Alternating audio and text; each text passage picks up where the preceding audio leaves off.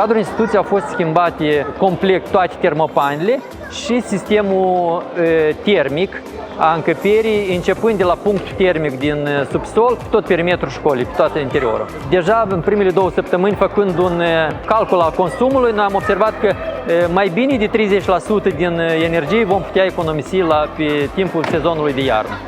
Este mult mai plăcut să jucăm după această construcție, este mult mai cald. Eu mă simt bine, confortabil, este foarte comod.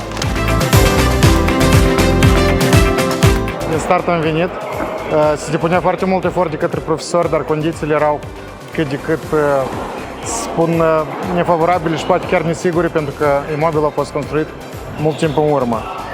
După implementarea proiectului ăsta, chiar și cu venirea timpului mai rece anul, observăm că copiii vin și nu au nevoie de a doilea set de haine.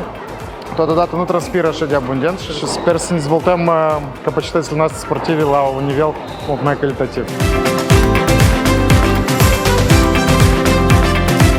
De fiecare dată când veneam, aici era foarte frig și acum când noi stăm aici foarte confortabil, foarte comod, cu căldura stânsă, eu cred că aici sunt undeva vreo 18 grade, eu cred că instituția și inclusiv ministerul sau statul economisește foarte mulți bani pentru energie. Pe de altă parte este și factorul ecologic, mai puțin ser, mai puțin particule nocive în aer. Da?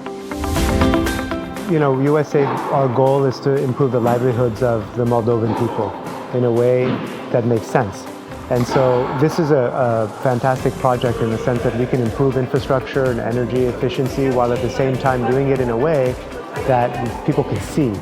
You know, having here, it's quite a cold day outside, and for young athletes to be able to train here day by day, year by year, improve, maybe go and win competitions thanks to the energy efficiency that we've been able to bring to a building like this.